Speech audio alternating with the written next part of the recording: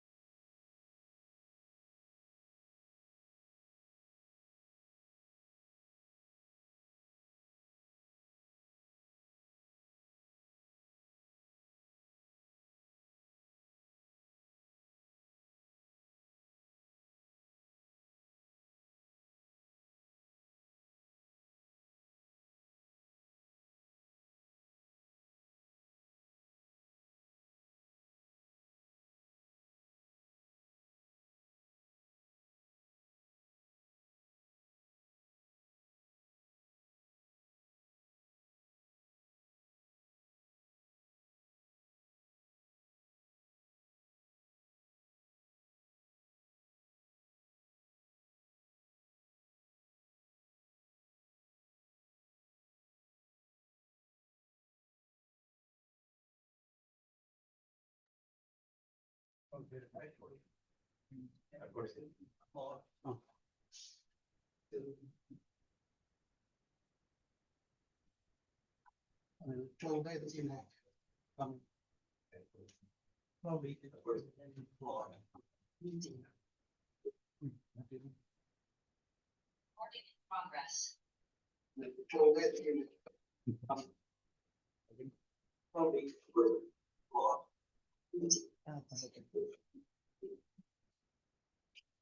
Progress.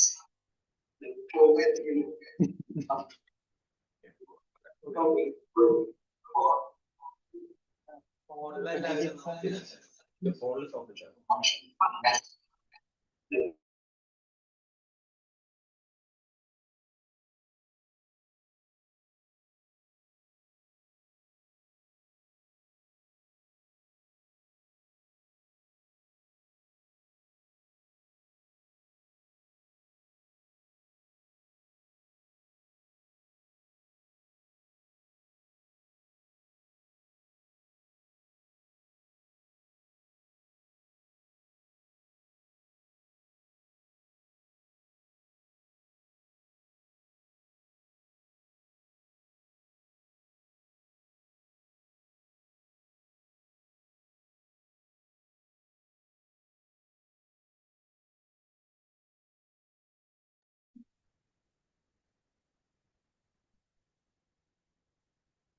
Good morning to one and all. With immense pleasure, I extend a warm and cordial welcome to all the dignitaries, faculty members, industry experts, and participants joining us for the inaugural ceremony of the 6th Development Program. With immense pleasure, I extend a warm and cordial welcome to all the dignitaries, faculty members, industry experts, and participants joining us for the inaugural ceremony of the 6th Development Program. With immense pleasure, I extend a warm and cordial welcome to all the dignitaries, faculty members, industry experts, and participants joining us for the inaugural ceremony of the 6th Development Program. With immense pleasure, I extend a warm and cordial welcome to all the dignitaries, faculty members, industry experts, and participants joining us.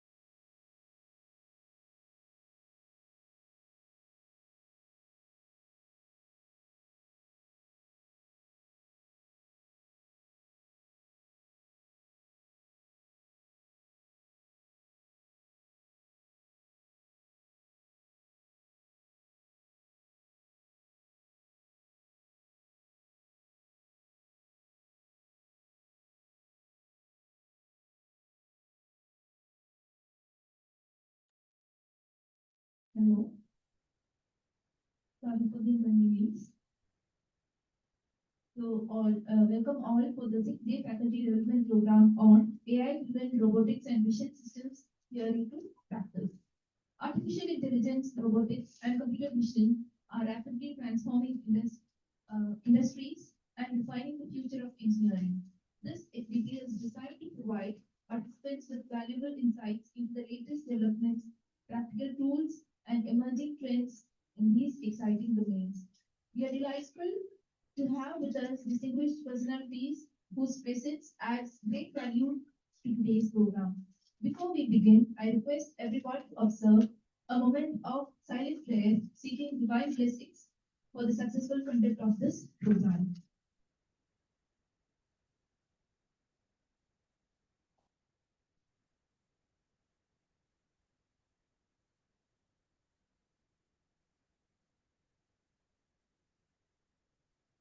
Thank you all. Please be seated.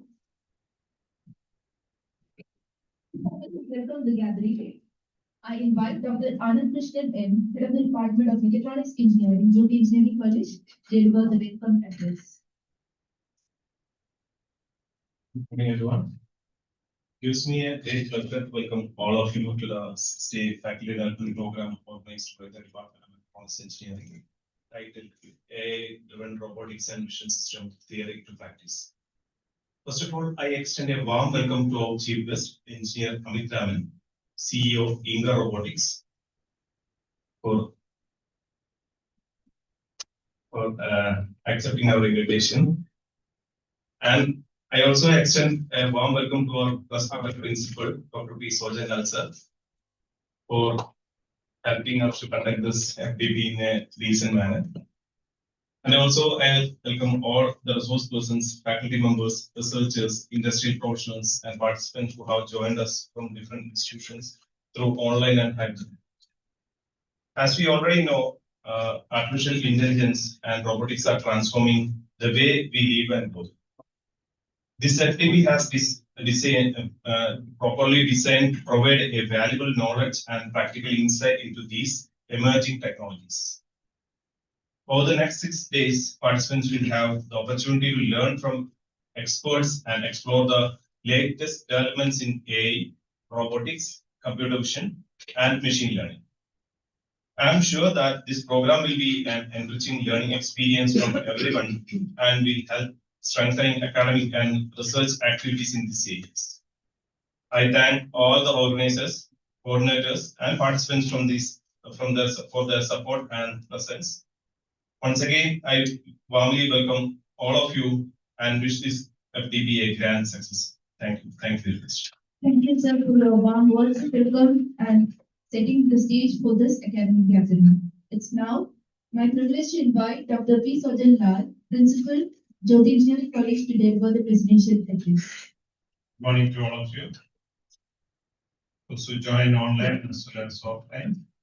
Our chief guest, Engineer Amit Raman, CEO of Inga Robotics, head of the department, Anand Krishnan, and other coordinators, respected faculty members and students who joined online and offline.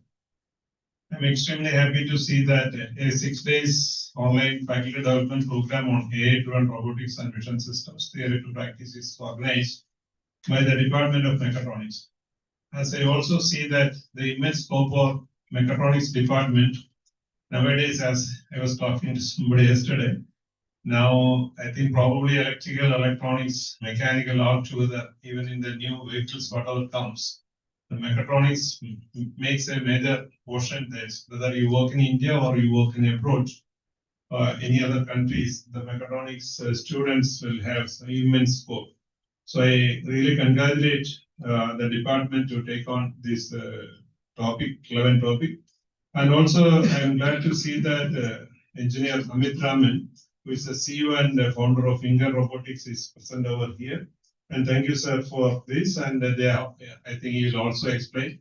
They have the one of the unique project in South India, which he will explain, and they will going to establish in Tricur, and that will be really useful for the coming generations on a sustainable model, and possibly later on that can be across India as well as in the world. That will be useful.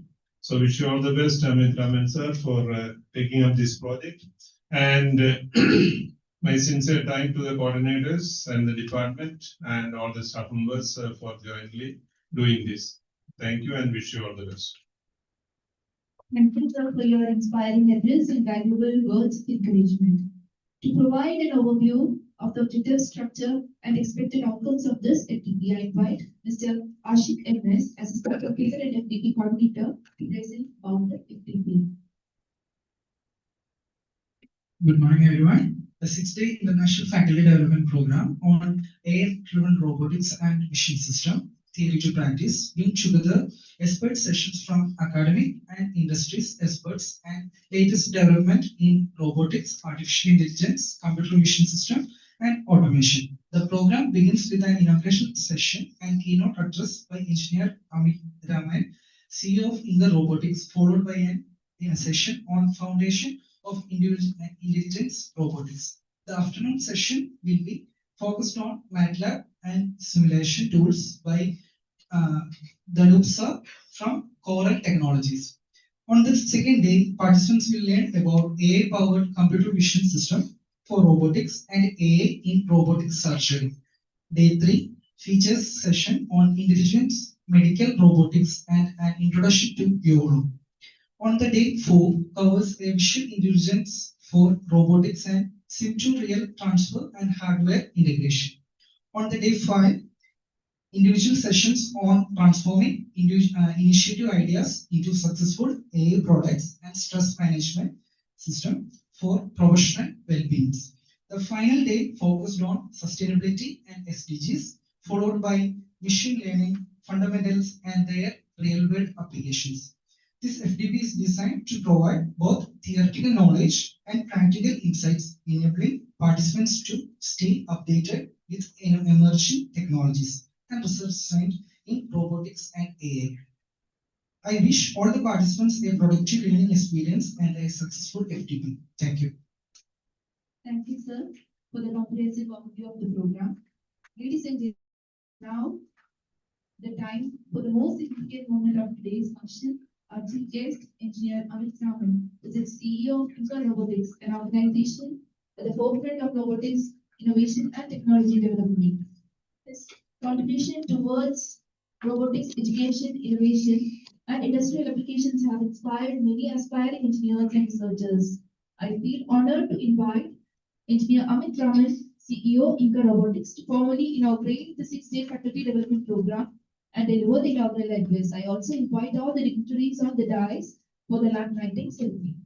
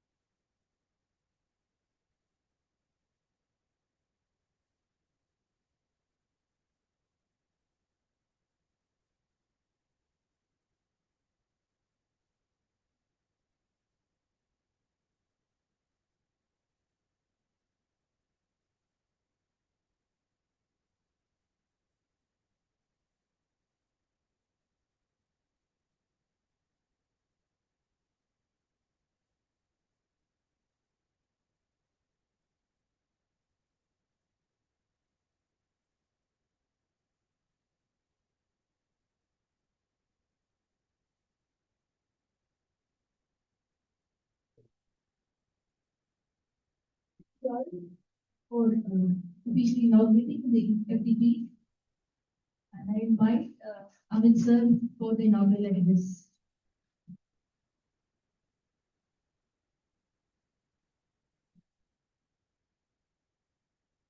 Respected Principal, Dr. P. Sojanlal, Principal, Jyothi Engineering College, the Head of the Department, Dr. Anand Krishna, the coordinators, Mr. Ashik, Mr. Ajish, Father Ajish, and Ms. Shrishma, and all other dignitaries, members, faculty members, online and offline, and my dear friends.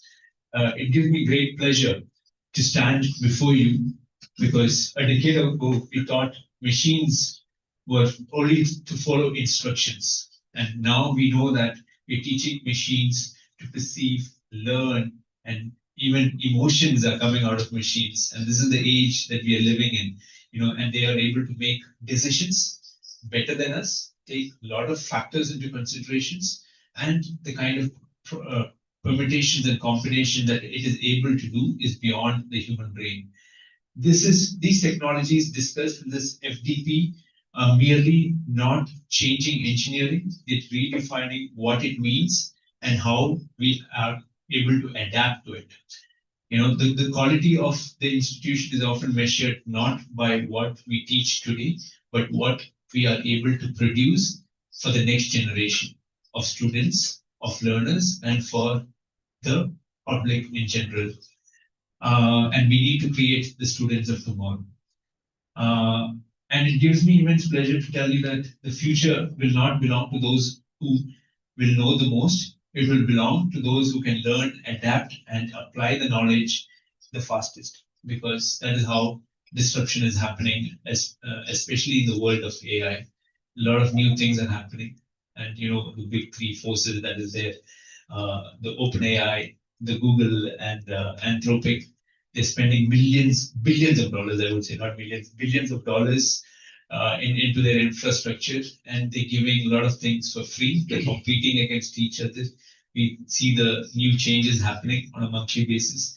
We ourselves in the industry are facing a lot of challenges because of the updates. We learned updates, and the next month there are new updates. So again, we have to go back into the learning. And when we try to see that what is that we have learned to try to apply it, it takes again that same cycle to repeat itself. And that is what we ourselves in the industry are facing. So I can understand, how it feels like when you're in the academy as well.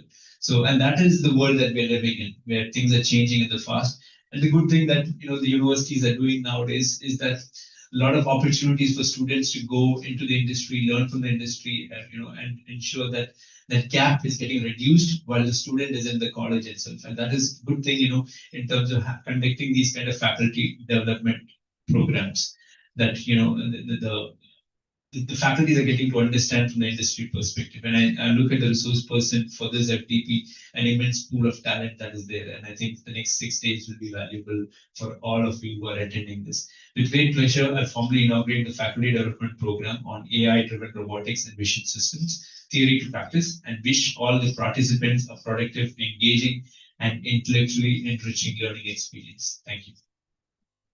Thank you, sir, for officially inaugurating the FDP and for sharing your valuable thoughts and experience with us. As a token of our gratitude and respect, we shall now honor our chief guest. May I request our respected principal, Dr. P. Sajjan and head of the department, Dr. Anand Krishnan, to present a memento to our chief guest, Engineer Amit Raman.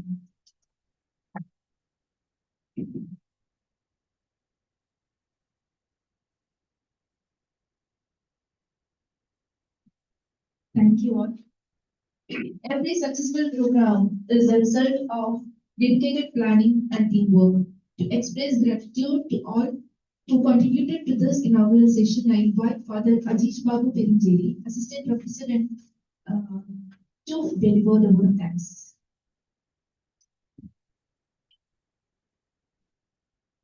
A very pleasant and warm morning to one and all.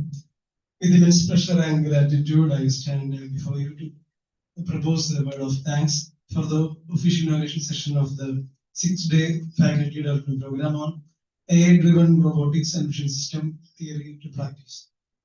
At the outset, I express my sincere and heartfelt gratitude to our esteemed chief guest, Engineer Amit Raman, CEO, Inga Robotics, for graciously accepting our invitation and inaugurating this FDP. Your presence has added great value to this occasion, and we are confident that your expertise and insights will inspire all the participants throughout this FDP. I would like to express my profound gratitude to our respected principal, Dr. P. Sajjan sir. Your commitment to fostering innovation, academic excellence, and holistic institutional growth has been a guiding force for our department. Thank you, sir. I would like to express my gratitude to our executive manager, Reverend Father David Nittigadan, whose visionary leadership, constant encouragement, and unwavering support have always been motivating us to organize a quality academic and professional development, faculty development programs. I would like to place on record my special gratitude towards our Father Jose Kannambura and our registrar, Dr. V.N. Saver sir, for their constant support has been a motivating force for the entire institution as well as especially for our department. My special thanks and heartfelt appreciation goes to our beloved HOD, Dr. Anand sir. He has been the driving force behind this FDP from its conception to its execution. I also take this opportunity to thank the management of the Jyothi Engineering College for providing the facilities and encouragement required for conducting programs of this nature.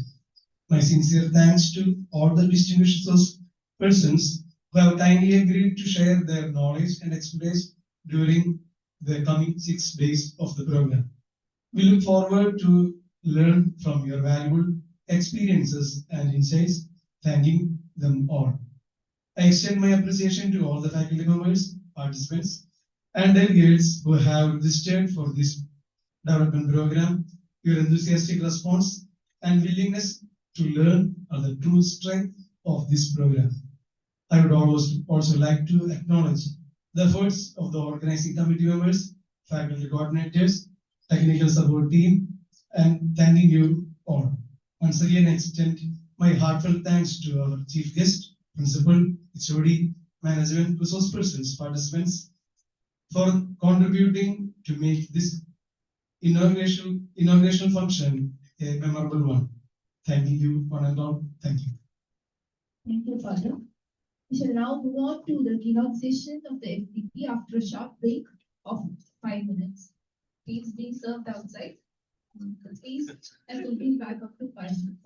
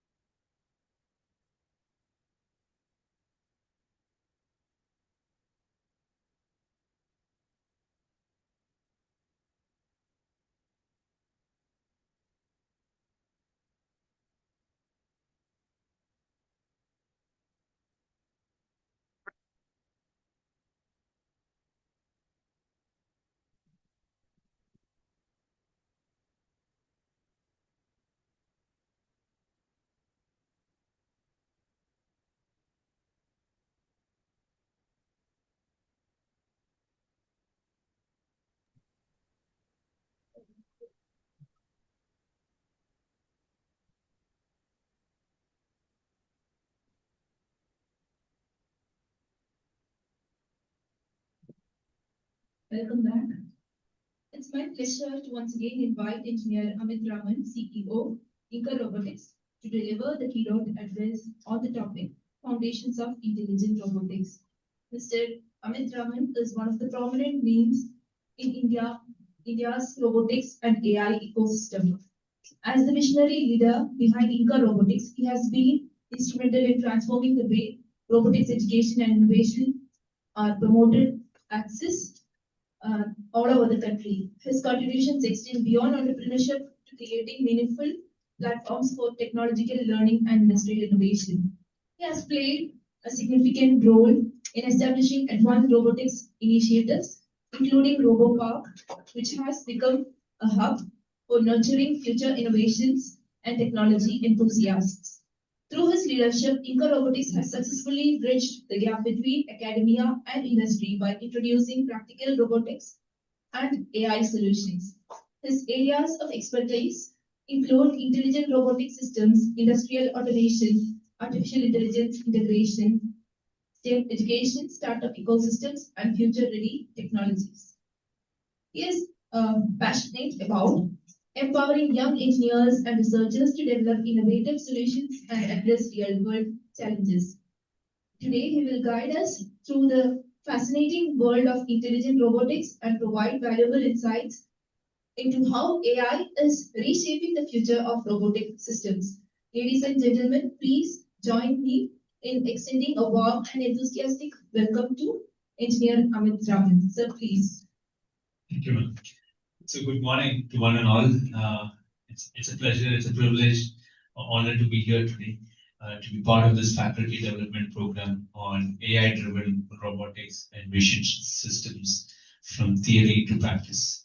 Yeah, I was just asking in the tea break, in terms of who was the thought behind this title, because the title is very apt for the situation right now, because this more significant transformation happening in this era, in this space, in our lifetime. And this transformation is also being very disruptive in nature.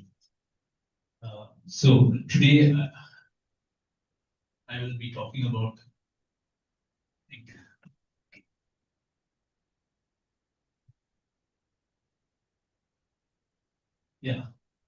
I will talk about the history. Over the past 3 decades, we have witnessed the rise of the internet. Yeah, some of you might have already been in an era where the dial-up was there, and now how fast from 1G, 2G, 3G, 4G, we are in a 5G era. And especially in India, the government has promised that by end of this decade, we will be in a 6G era. So a lot of transformation happening in the internet space that we have seen. And it started 30 years ago. And 15 years ago, the smartphone industry also started booming. Yeah. Why do I say 15 years? Because in 2013, 2014, if you look at the number of smartphones that was manufactured in India, it was around 90% of it was exported into India. 10 years later, or a decade later, we see that it has reversed. 95% of the smartphones that we are all using is now manufactured in India. So that is the kind of potential that we are witnessing, and we can see how fast these smartphones have become. Yeah, it's not really affordable right now to the common man, but it has become so fast, so powerful that it has replaced a computer or a PC that we are using around 25 years. And the last 5 years, you see how artificial intelligence have come into the common man's space. Yeah, I'll give you an example of ChatGPT, the one that we're all using. Yeah, in 2023 when it was launched, yeah, we saw that the kind of IQ that the ChatGPT had was around 60 or 70. All of you should have seen the kind of hallucination that it used to do.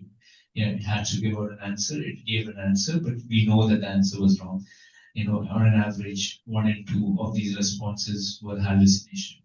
Yeah, if you look at the IQ of a common man, it is in the range of around 80 to 110. Yeah, that is IQ. Yeah, if you look at the Elon Musk, his IQ was around 155. If you look at the greatest scientist that ever lived, Albert Einstein, his IQ was around 185. Yeah. Uh, why am I saying all this? Is because in 3 years, ChatGPT's IQ is around 200. So you can see the kind of improvement that it has made. With all our information, it has started doing a self-learning process. Yeah, and it has improved its IQ over a period of just 3 years. And you know, right now it stands at 200. Further down the line, in 3 more years, you can imagine where it will go. Yeah, with all the kind of information and the exponential learning that it is going to make. And that is the kind of era that we are living in. So why do I say this? Is because information or knowledge is now easily accessible because you have the highest IQ device or a person living in your device right now. So that is the era that we are living in.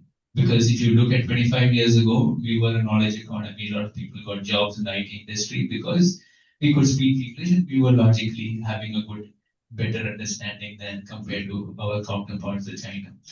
But now it is all gone. So the kind of opportunity that is really there is in the physical AI, the intelligent machines in the physical world. This is where the integration is going to happen. Yeah, where a lot of these kind of collaborations should happen. And this is where the robotics will enter the picture because you want to ensure that it's not just what robotics is, it's basically the robotics is heading in a direction where the industry expects and how academia can prepare students for the future that is unfolding around this, yeah, in terms of a physical AI. So let's shift in terms of the focus. A fundamental shift is happening here. Okay, and let me begin with a simple observation. Traditionally, robots were all about movements or motion. Yeah, modern robotics is about perception. Yeah, what would people perceive these kind of robots to do, and how do they move around and ensure that they're able to do the things that we wanted to do in a very similar to human-like fashion. Yeah, but future robotics is about intelligence. As I told you, it has to be better than us. It has to be ensuring accuracy and powerful than us. And it has to do multiple things. So it's all about intelligence in future robotics. For decades, engineers measured a robot's performance, but how accurately it could move from one place to the other. How could it do things with precision? Yeah, and that is the reason why it was used in manufacturing and things like that. But the environment kept changing. The decisions that it had to take kept changing. Yeah, the conditions kept changing. Yeah, was it able to safely collaborate and work along with humans? Yeah, you have now in China these dark factories and things like that, where it is fully machines. There's no humans in the loop. But that is not what the shift has to happen. The shift is happening from automation to basically autonomous intelligence. Is it able to think and do things on its own? Collect ചെയ്തിട്ടുണ്ട് programmes ഒക്കെ അപ്പൊ എല്ലാം ഒന്ന് ചെയ്ത് നോക്കിയിട്ടാണ് finalise ചെയ്യാൻ പറ്റുള്ളൂ. Shortage of machines. It is experiencing a shortage of intelligence. Start ചെയ്തിട്ടുണ്ട്. That intelligence is what പുതിയ is ലാഭായതുകൊണ്ട് missing നമ്മൾ right now. And that is where the shift has to happen in terms of how to ensure that this is achievable by അത് our first students. ഒരു six So if six you two look at the eight global എക്സ്പെരിമെന്റ്സിന്റെ market, നമ്മൾ start industry, ചെയ്തിട്ടുണ്ട് work. കുറച്ചെണ്ണം most people കിട്ടിയിട്ടില്ല output believe correct that ആയിട്ട്. അപ്പൊ അത് robotics is still a very niche field. മാത് ലാബാണ്. And the data tells a different story. Yeah. ഇപ്പൊ ഇല്ല, അത് If you ഒന്ന് look at നോക്കണം more sir. than half a ഇനി million ജസ്റ്റ് ഒന്ന് ചെയ്ത് industrial robots നോക്കിയിട്ടുണ്ട്. are now being installed globally every year. The industrial robotic market is expected to be around $70 billion within this end of this decade. You know, and the intelligent robotics sector is also growing by around 30% every year. So what does it show is basically investment is happening in physical AI, and it's just not in the last few years, but a lot of thought process has been going on for decades. Yeah, it's just that AI overtook it and started accelerating because before the robotics came in, and that is the reason why physical AI is the next big thing that is going to happen. And because the world is facing certain challenges simultaneously, labor shortages, aging population, the demand for higher productivity, because AI has come into the picture, people know that it is going to be more powerful and more productive. They need to be precision focused. The demand for safer workplaces, requirement for continuous operations, because everybody is looking at the top line growth and the bottom line growth as well. So it has to have continuous operations. And robotics addresses all of these challenges. So that is where the industry is heading to. And you can see that what electricity did for industries when the industrial revolution started centuries ago is what intelligent robotics will do for the industry for the next 20 years. And that is the potential that this is intelligent physical AI robotic systems are having right now. So let us start with the evolution. Where did we start? To understand this, we have to understand where are we coming from. So the first generation of machines focused on automation. They focused on ensuring that repetitive tasks are getting done very quickly and in a very precise and accurate manner. So that is the first generation. The second generation was where programming came in. So industrial robotic arms that could do heavy lifting works and things like that. It became common in manufacturing, so that the physical labor is taken out for a certain extent. And this, the third is when sensors and perceptions came in. Machines began responding to the environment.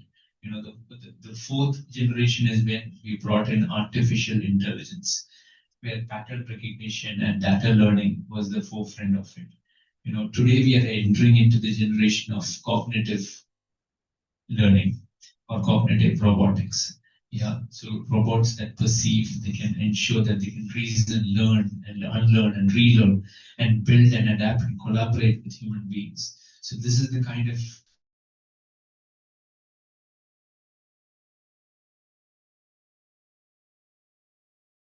the evolution that we are moving into. And this is where we see a lot of developments happening as well. So let me go quickly into the anatomy of an intelligent robot. And this is interesting because this is where we see that how we are able to drive this. And this change that we see here in this thought process in terms of how we have to work collaboratively is something that is very significant, especially the mindset change that has to happen within. So many people assume AI alone can make a robot intelligent, which is not the case. Industry experiences tell us otherwise. I have been in a robotic company. We are a startup. We are into 8 years. And let me tell you, I don't have a robotic engineer who has studied robotics and automation in my company. It is all a mix of mechanical, computer science, EC, and things like that. So what I'm saying is the first layer is always the mechanical, the structure, actuators, the kinetics, the body, which is the mechanical. So that is the reason why I still believe that mechanical is an evergreen field of engineering that is there, because all of this dynamics, the kinematics and everything requires mechanical engineers. Without a mechanical engineering, there's no robot. The second layer is the electronic layer, which is the sensors, the embedded systems, the communication networks. And it's basically the nervous system, the motor drive, the power systems, and everything. This becomes the second layer of it. The third is the communication intelligence, computational intelligence that is there. The algorithm, the control systems, the motion planning, the organization, decision frameworks. All of this comes from the computational framework. The fourth layer is the perceptual layer, which is where we have the computer vision, the sensor functions, the slams, the environmental awareness. All of this becomes more of the perceptual layer. This is how the robot understands the world, just like we have an understanding of the world. The fifth layer is the cognitive intelligence, which is the machine learning, the artificial intelligence, the foundation models, the reasoning systems, adaptive decision making. which is nothing but all of this, nothing but the brain. Yeah. And only when all the 5 networks work together does a robot becomes truly intelligent. This is why robotics remain as one of the most multidisciplinary engineering fields in existence today. And that is the reason why the important term here is multidisciplinary. Yeah, where we are able to ensure that integration of all of this is happening and in a true sense. And when I try to explain this to interns that comes down, especially in mechanical, computer science, yeah, or electronics, we find it difficult because some of them are still don't understand the value of this when it comes into why should we be having multidisciplinary kind of understanding. And that is visible if you look at the software companies that is there, right? If you look at Google, Microsoft, they are letting go a lot of people. Why is that? Because my thing is, one is the bottom line. They have to achieve their revenue, the profit targets that they have. And the other is they also have to look at, a lot of hiring excess that they did when during the COVID times. And that is something that they're trying to rectify right now with the advent of AI, where productivity is at the forefront, the maximization of understanding and utilizing technology. If people are not willing to learn, the learning agility is not there. They're not able to learn faster, adapt faster. And there's a quote from Alfred Toffler: "The illiterate of the 21st century is not those who can read and write, but those who can learn, unlearn, and relearn." And that is really true, especially in the field of technology, because a lot of new things are coming in, a lot of new tools are coming in, especially when you look at AI. So and you see that coding is now is gone into something of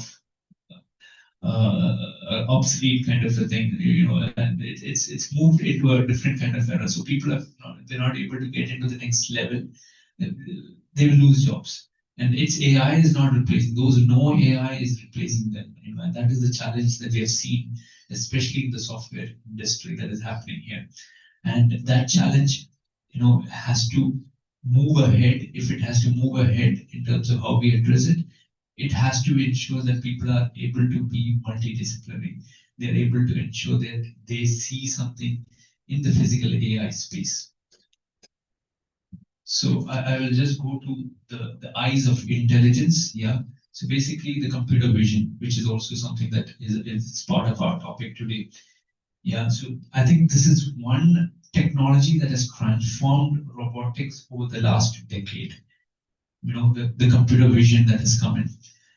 Historically, robots operated in a very highly structured environment, and then especially when I just said 5 minutes ago about the dark factories, these are very structured environments. There's no movements here or there. Everything is precisely set.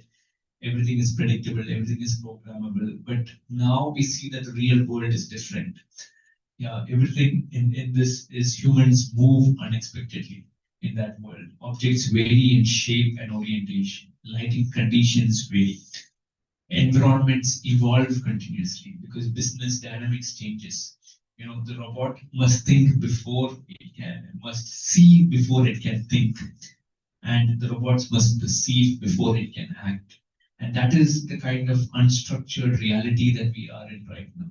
So the computer vision becomes more and more important for the robots to start to believe and ensure that they are used in different quality inspection, defect detection, autonomous navigations.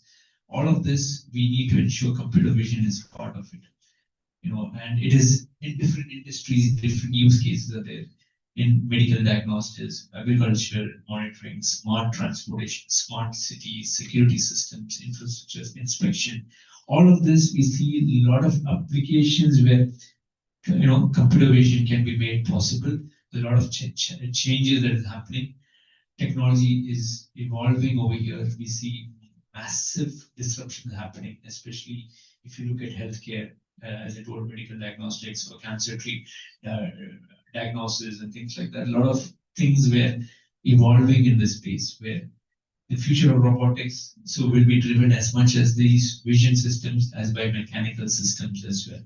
And that is the kind of change that is happening with the computer vision as such. So why is this important? Is because AI is meeting embodiment. Yeah, so we know that AI is changing everything. Yeah, every industry has been transformed with AI, just like how computers came in and transformed every industry. We see 10 times more faster transformation with the help of AI. Yeah, so AI chatbots are there. It can answer questions. An intelligent robot can change the physical world. We see that a large number of models are being generated right now by Anthropic or Gemini or Chat GPT as well.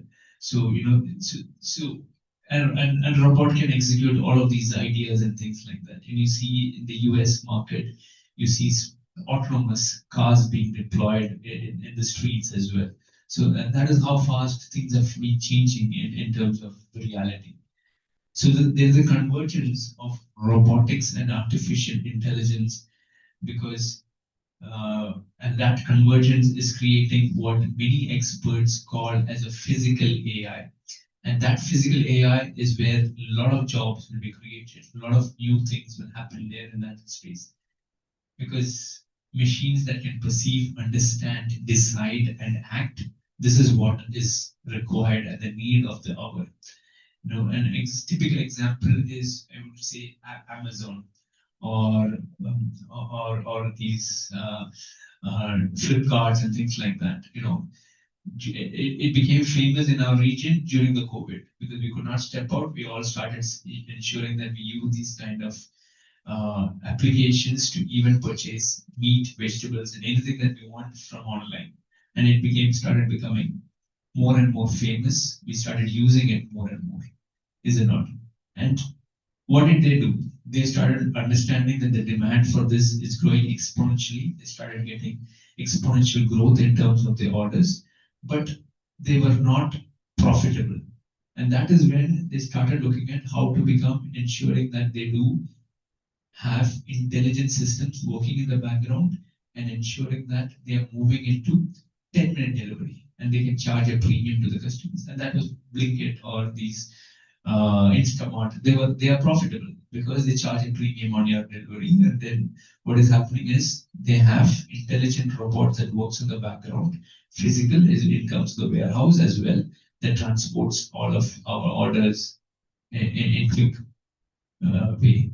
And these kind of robots work in these kind of fulfillment centers, and as well as there are intelligent programs that works as well, telling us, the buying pattern behaviors and ensuring all the fulfillment centers are getting replenished on a daily basis. And that is again a full-fledged system that is working and it is profitable. But they spend a lot of money and time, and they made it profitable as well. Nobody thought around a decade ago that we can have a 10-minute delivery online, and now it is possible. So that is how things have moved in terms of the era. And if you see the kind of big fulfillment centers and how mobile robotics is working there, you will be amazed at the speed that it works in those kind of spaces in terms of taking the deliveries and things like that.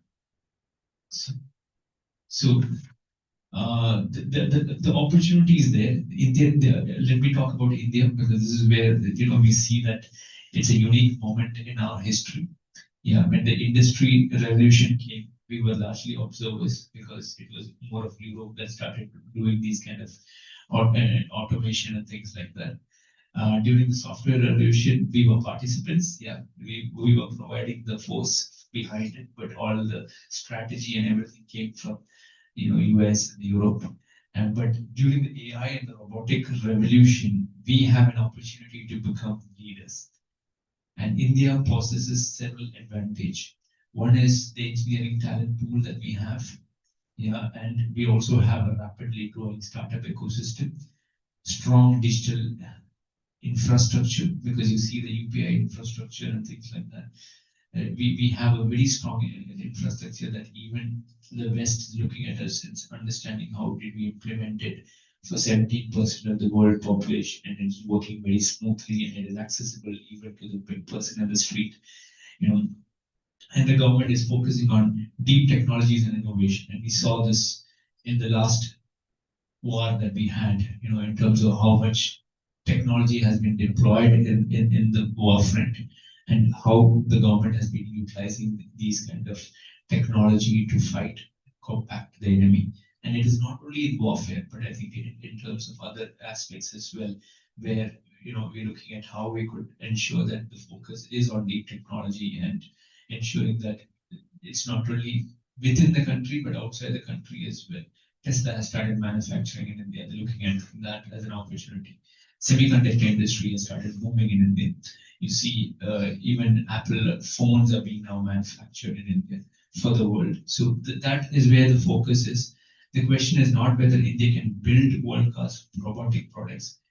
The question is whether we can build talent fast enough, because out of the people that are getting out of engineering colleges, we see that only 30% of them are really employable.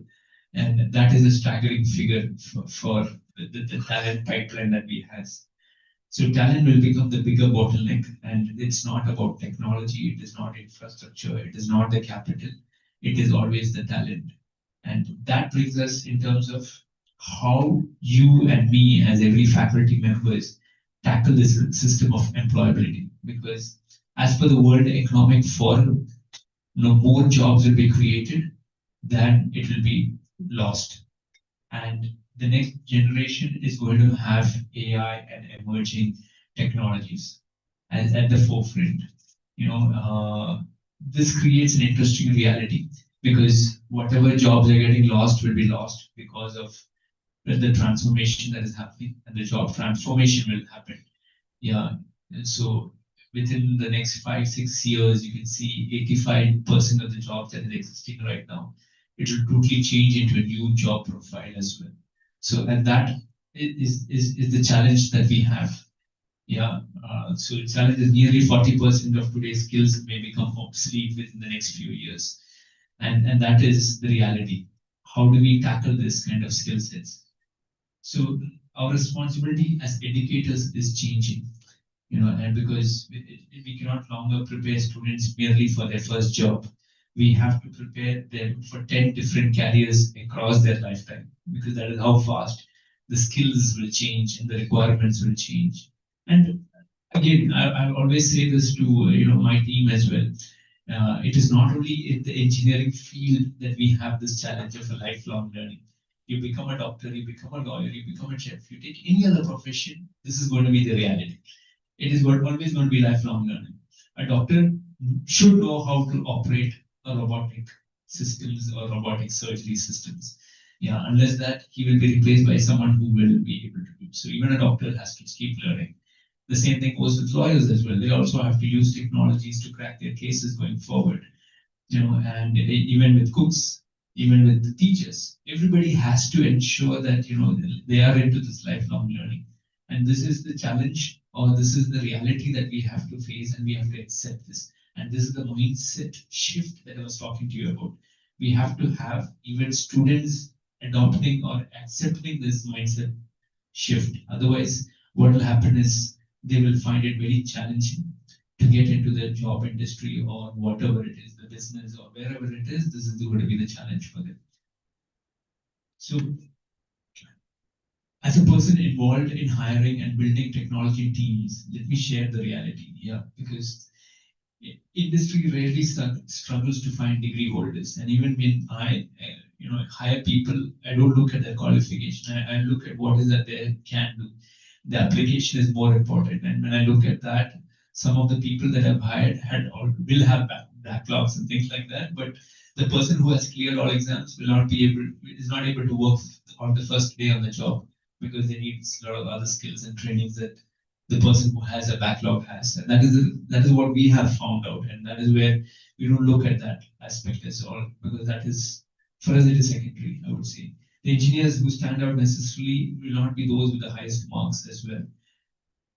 they are those who can build, integrate, experiment, and communicate and learn continuously. And that continuous learning is something that we look at. And the future engineer should be a T-shaped professional. Yeah. So you see, there should be a deep expertise in one of the areas that they are looking at. Yeah, it could be in deep tech or AI or whatever it is, mechanical. And they have to have a broad understanding across multiple domains. And that is what, when we're talking about multidisciplinary, this is important. Even from a mechatronics, mechanical, electronics, IT, AI, any background that you look, they have to have this T-shaped structure. Otherwise, it's very hard for them to stay in a job for more than a long time, unless they start learning and on the job and things like that. So a robotic engineer today may need exposure to mechanical, electronics, embedded systems, computer vision, artificial intelligence, cloud computing, cybersecurity, and human-machine interactions. And their boundaries between disciplines are disappearing day by day, because this is what makes it more challenging, more interesting, more insightful as well. So students often ask where the opportunities are. And I know this is the time again where we are in a period of admissions and things like that. And I have a lot of students come to me and ask me what is that they need to take right now so that they can land up on a job 4 years down the line. Sorry guys, we lost power here, so we're just waiting. Yeah, it's back. So the opportunities are everywhere, I would say. Yeah, AI, robotics engineer, computer vision engineer, autonomous system engineers, robotic system integrator, industrial automation expert, field robotics specialist, agriculture robotics engineer, medical robotics engineer, yeah, human robotic integration specialist, digital twin engineer. Many of these roles do not exist a decade ago, and many of them will emerge in the coming decade. And that is where the opportunities and people who are willing to reinvent themselves will be landing on these kind of jobs. That is there. So for when you come into academics, yeah, so let me offer a few suggestions here. What we want to see is move from theory to systems. Students should be able to build complete solutions rather than isolated assignments, because I see a lot of these last year projects and things like that that is done in complete isolation. If it can move into complete solutions and things like that, which might not be possible in the first year itself or the final year itself, but if that kind of projects can be taken by the next year students and taken into a complete system or solution, I think within 3 years we will be able to build something from the academy or for the industry as well. And second is move from marks to making, so that we don't look at, we encourage projects, competitions, innovation challenges, prototypes, and research-driven product development. If these are things that can happen, it leads to hands-on learning and things like that. And I always find it intriguing to understand, why is it only in engineering that people are not able to go and work in an industry for a long time? You have chartered accountants working in the industry for their internships, and that is for almost 6 months to 1 year that they have to work on the article shape and things like that. You have doctors working as house surgeons as well for almost a year. It's only in the engineering industry that I find it interesting to see why they're not able to work in the industry for a longer time before they pass out. And that is required. And doing this, and a lot of things that are happening in cell. I'm not saying we're not moving, but what I'm saying is a lot of things it's not mandatory, and that I see that because of that, the people are not getting pushed into those kind of areas, which needs to happen right now, because that's the need of the hour. And third is moving from curriculum to capability. Yeah, instead of technologies will change, capabilities will move, and critical thinking, problem solving, communication skills, collaboration, adaptability, leadership. These are skills that's required, and these are not technical skills at the end of the day. Whatever technology evolves, these skills have to be nurtured in the students at a when they are in the college itself. So that, because why am I saying this? Because especially with regards to problem solving, nobody saw COVID coming and we getting into a lockdown. So you saw what happened. Everything went online. Yeah, education system went online, our purchase patterns went online. So that was a shift that happened. That was a problem that we have never faced before. Yeah, you saw after that Trump came, and we thought nothing will happen to India. We had a good relationship, but then he brought in the tariffs and things like that, and he was like going crazy all around. He still is, but you saw at that point of time there was a challenge. Yeah, and we never saw it coming. There was this Iran war, with Israel and the US. Yeah, nobody expected that we will have a gas shortage.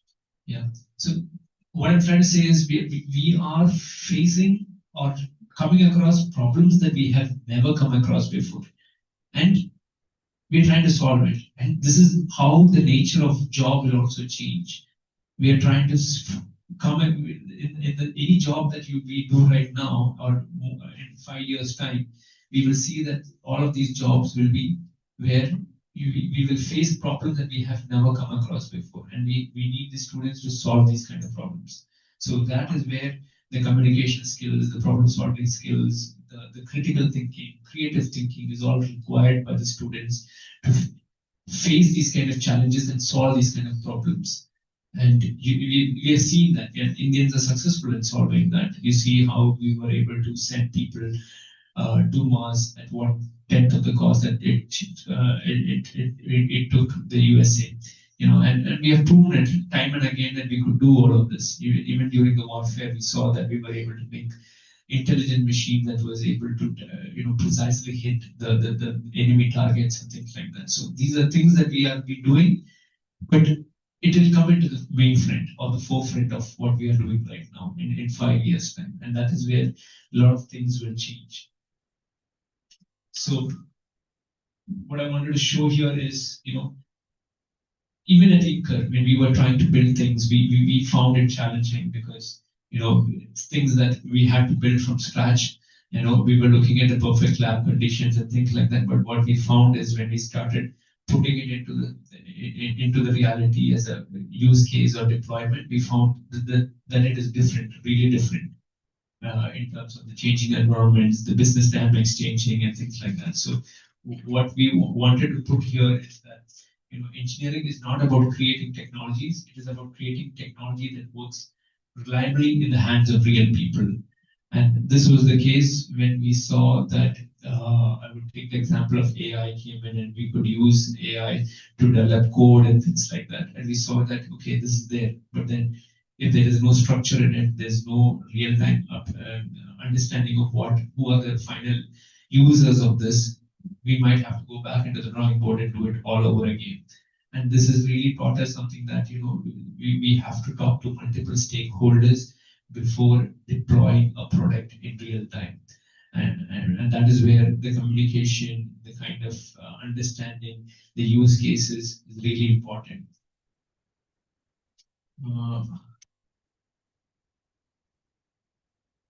Next slide. Yeah. So over the next decade, we see intelligent machines will become the increasingly common. Yeah, different industries will start utilizing these kind of intelligent machines. Okay, factories will become smarter. Agriculture will become more interesting, more evolving in terms of becoming more precise. Precision agriculture engineering will be there. Healthcare will become more accessible. You see already it has become online and things like that. Education will become more personalized. Yeah, personalized learnings will be taking the forefront. Transportation will become more autonomous. You see this happening in the US, but it will come to India as well.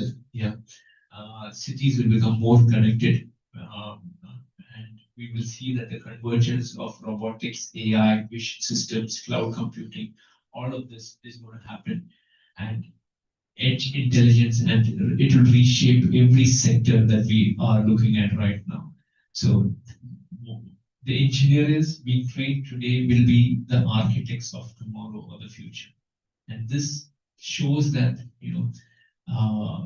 we have to ensure that the students are able to see that future right now, because it is going to be very interlinked, very much in terms of changes happening, drastic changes happening, because there are a lot of people working on all of these technologies, multiple startups working across the world in terms of how to solve these kind of problems and scale it up as well. So that is where it becomes more interesting for a reshaped ecosystem to take shape.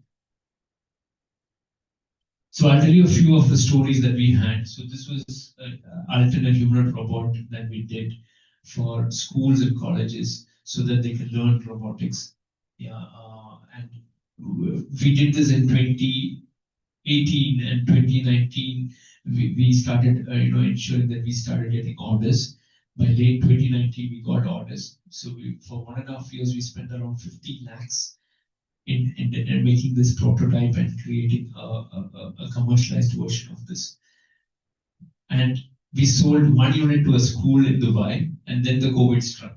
So that after that, we could not do R&D because we were in the stage that we were not having more cash to burn, because it required 50 lakhs from a bootstrap startup to spend only on one technology without external funding. It became difficult for us. But what I'm trying to say is, especially when you come into physical AI and doing research and development, it costs a lot of money. And that money has to come from the government grants and funds and things like that. So don't underestimate the cost of physical AI, especially because the infrastructure cost will be on a higher side. And you can see that happening, especially nowadays with these three people that I told you, Gemini, OpenAI and Anthropic. They spend billions of dollars in terms of their R&D spend, and they hire the best talents across the world to bring the best in terms of their systems. And that is the world that we are living in. And this is, for us, it taught us a lot of lessons, because it told us we should have the money in the pocket to spend on these kind of things, and we have to ensure that we are budgeting it well and not be very pessimistic in terms of the budgets. And what we have seen is that it is doable, it is possible that we could invent or create something. Even the quadruped robot that you see in the market, which is the Chinese version, this can be done in around 1 crore rupees and things like that. It is doable, guys. It is doable. Creating these kind of physical AI robots, it's doable. And this is what we are trying to accomplish as part of the RoboPark as well. So RoboPark is our dream project where we wanted to create awareness on technologies, ensure that we have a good educational platform as well as a research and development platform, and also an incubation space. Around 10 acres is a full-fledged area where people can come and see and understand, learn, as well as build their own products as well. So that is something that we are planning to happen in very soon in Thrissur, and create Thrissur as a tech tourism destination. This is from us building one of these robotic systems for one of the leading banks in Kerala. Okay, so when they came to us, the problem statement is like, what Henry Ford used to tell. There's a famous quote from him. If I had asked people what they wanted, they should have said they wanted faster horses. Yeah, and this is exactly what the bank came and told us as well. We want to ensure that we have a robotic arm picking the visitor's access card and giving it to the thing. So it was only aesthetically pleasing, but it was not doing any function. Yeah, and we said, but what is the use of this? And this is the same thing that we find nowadays when you talk about, the problem statement is not really defined and validated problem statement.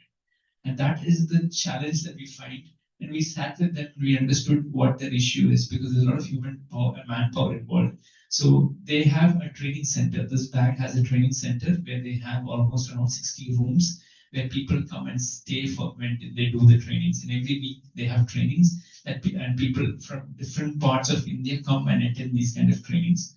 And their room allocation, from their room allocation to the programming of the access cards and everything was done manually.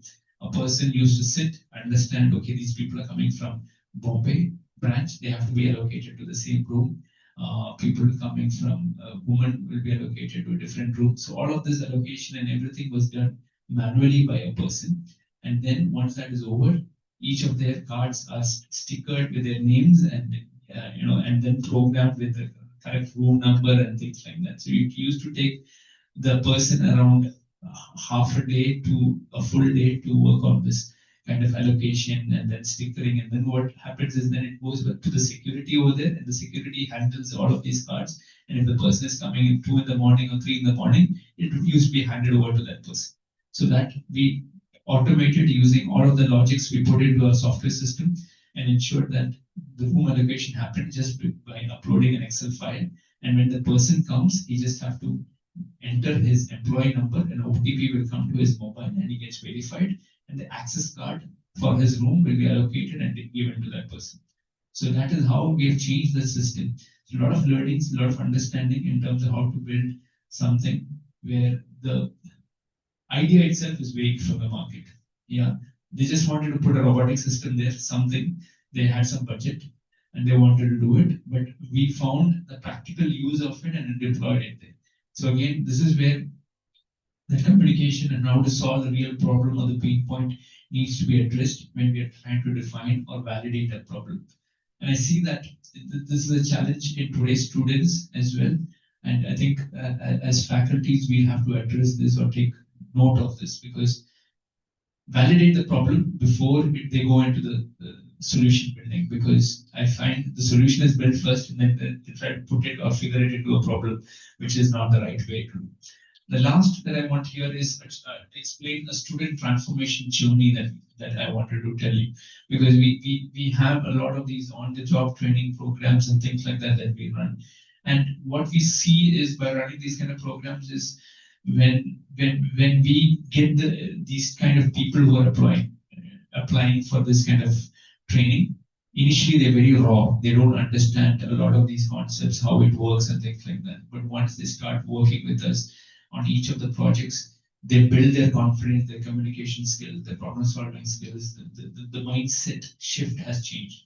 And we have seen a lot of people placed in good companies after they have finished on-the-job training with us. Yeah, so these are students from St. Thomas College, again, doing even BCom and things like that. But we did with them a market research study, and we found that they got a good perspective of it. Even for engineering students, I had one student who has done from Jyothi Engineers, Jyothi Engineering College, IT, and right now after finishing her on-the-job training, she was placed with Amazon. Okay, and again, these are all again a lot of good case studies that we had.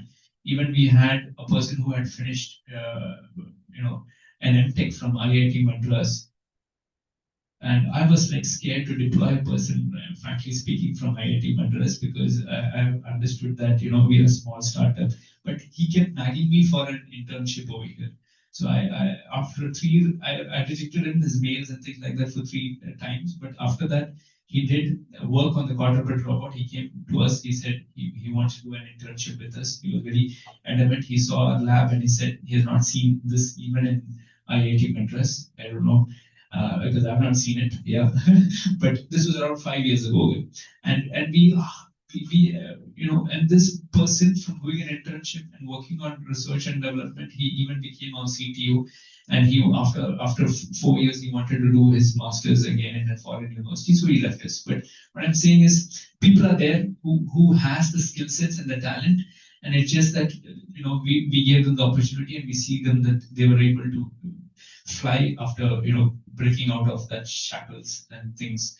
And these are stories that we have. Even as an 8-year-old startup, we see a lot of people who has benefited from us, and this is the reason why we wanted to scale it up and create a place which is called RoboPark, so that we are able to ignite the spark and spark a lot of these young engineers into the next level, because we believe that opportunity is there.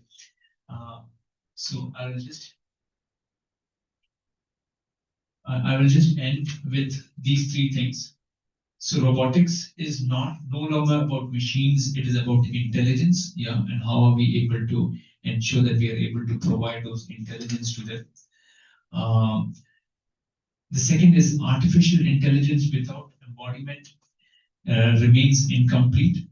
The next great leap is going to occur in this physical world. And the future will be built by those who teach machines how to perceive and build, and not who can build by robots. And this will be built by educators, researchers, innovators, entrepreneurs, and students who teach machines how to perceive, learn, and act. The future belongs not to those who predict it, the future belongs to those who will build it. And let us build it together. Thank you. Now, any questions, feel free to ask, and I will answer it in the best possible capacity that I can. Thank you.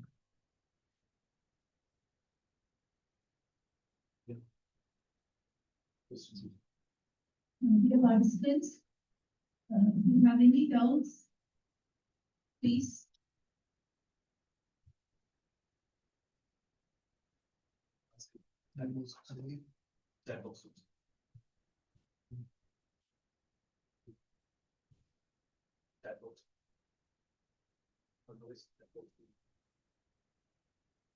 You can also share in the chat box.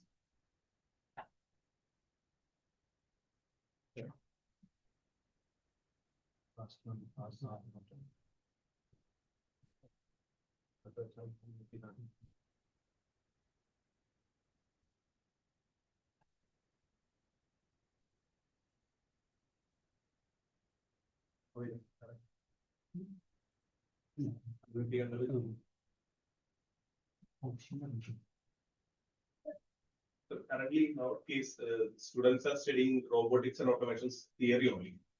So for the student point of view, what additional things they can learn for getting into this intelligent robotics area? Or if it is theory background is sufficient, or whether the practical knowledge like internship or that is. Currently, the students are going for different internships in these areas. Yeah. So in your point of view, what we can give in addition to that? Yes, so I think, as I was telling from theory, that they have to move into doing projects.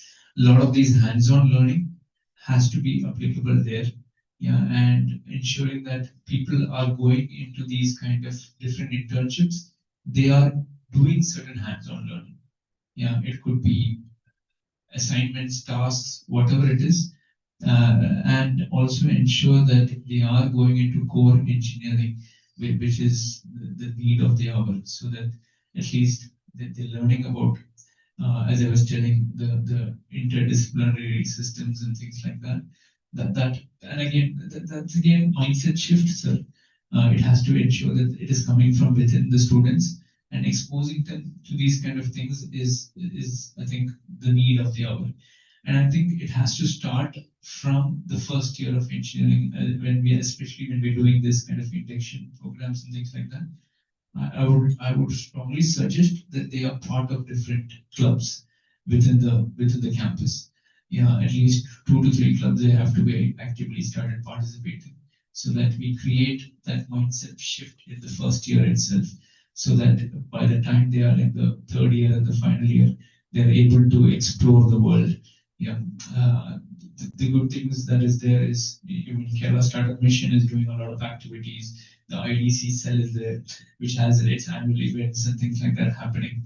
You have IEEE doing a lot of things, and a lot of events happening that gives exposure to students and things like that. You have TikTok Hub, a lot of communities that is giving the practical application, and also again, it's up to the students to go and explore a lot of these conferences and webinars or seminars that are happening. I won't say webinars, but because people has to look at talking to different people, networking and getting things done. So it's more of that communication skills have to develop. Yeah, people are a bit reluctant, to talk to different people and things like that. And I think, but again, the best thing that can be done is again starting a LinkedIn profile, and communicating with people and things like that, and ensuring that they give a target of having at least so much connections with by the end of the first year, to build that kind of break the shackles. I would say it's mostly breaking the shackles. Once you break it, then they start flying. Yeah, but again, hands-on learning is the way to go in terms of the internship. So that to bring back a project report and things like that. So what we have done is, when we do these kind of on-the-job trainings and things like that, we ask them, to do presentations. There is also every 2 weeks we do make do presentations. We make sure that after it is over, that the final 6 months or 3 months, whatever the duration is, they have to put together a report. Yeah, and people, especially what I've seen is the technical people, all believe that documentation is not important. And that documentation, the communications, all of this is really important in their daily job. And these are things that really don't like to. In any job, that documentation is what we make them do as well. We tell them to handwrite a book, an internship report, and ensure that one copy stays with us and one copy with them and one copy with the it goes to the college. And the reason why we say that is because we say that if you finish college, no need. Yeah, but if you're going for an interview and things like that, show this report. People will ask you questions only from that report. And you can answer it because you've done it yourself. And that is the kind of confidence that we give them as well, in terms of so that confidence is what I would say is lacking in the students at this point of time. Majority of the students. There are few students that are bright enough to get this and understand this, and they're taking it on their own. They are more of the, I would say, the innovators or the early adopters. But most of the others are not there yet. Yeah, and that's a lack of that knowledge or understanding that shell that they are in, and you have to break that shell. Last section mechanical sir. Research paper writing. Register for LinkedIn and requested them to go for at least 2 weeks. Mechanical sir. It's compulsory for all students. That 2 weeks is sufficient. Yeah, I was coming to that, sir. Yeah, in terms of 2 weeks, I would say it is not. It is not enough, sufficient enough. Yeah, because if they have to understand a company culture, understand their nature of work, what is that they have to do, minimum 2 to 3 months is required. Yeah, and that is a challenge. Yeah, it is a challenge in terms of the current SEM requirements and things like that. And that is why I'm saying that it has to be a final year, continuous thing in the final year, where it has to be coming from the KTU itself as a directive now, because they have to become an industry. Yeah, and to understand the full working and things like that. And I see people coming in 2 weeks. It cannot be a mentoring. It can be only a training kind of a thing. Mentoring is when you go into the on-the-job training and things like that, and you are able to understand. Because if you want to start a project and finish it, it at least takes three months to make it a prototype and things like that. And they have to sit in the meetings, understand from each other what is happening. And then only whatever they have learned in theory can be applied in practice as well. Any other questions?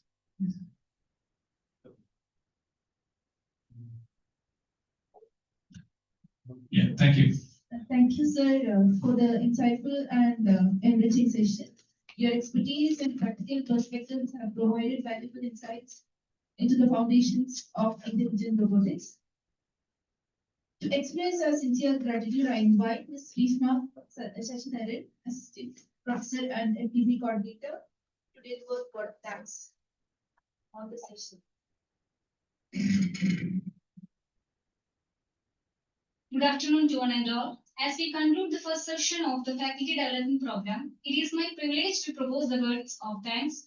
On the behalf of Department of Mechatronics Engineering, Jyothi Engineering College, I express my sincere gratitude to our Chief Guest, Engineer Amit Raman sir, CEO, Inco Robotics, for delivering an insightful and inspiring session. So, your thoughts on the evolution of machines from simple mechanical systems to automated technologies and further to intelligent autonomous system provided us with a clear vision of future of technologies.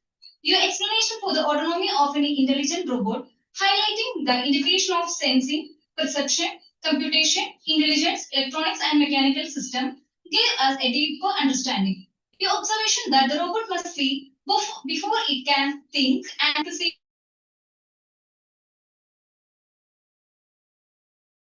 intelligence. We were particularly inspired by your vision of transforming education and innovation from theory to solution, from marks to making, and from curriculum to capacity.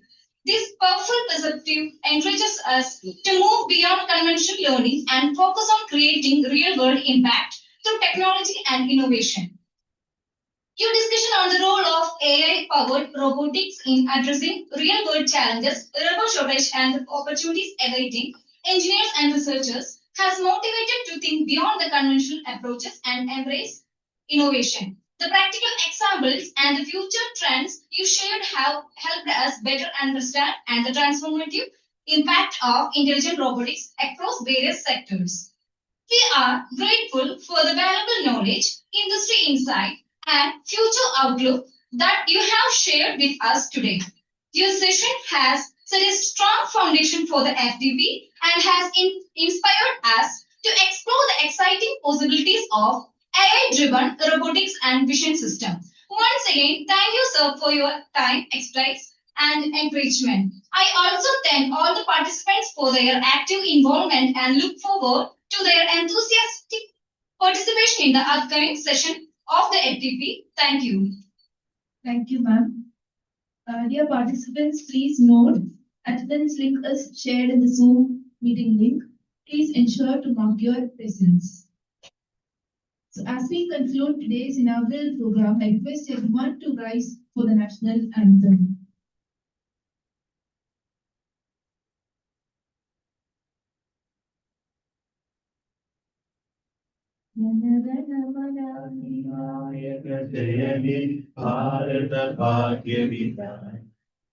Punjab Sindh Gujarat Maratha Dravid Utkal बंगा विंध्य हिमाचल यमुना गंगा उच्छल जलधि तरंगा तव शुभ नामे जागे तव शुभ आशीष मागे गाहे तव जय गाथा जनगण मंगलदायक जय हे भारत भाग्य विधाता जय हे जय हे जय हे जय जय जय हे.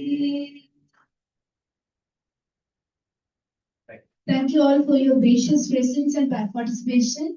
We wish you a productive and enriching FDP for the next 6 days.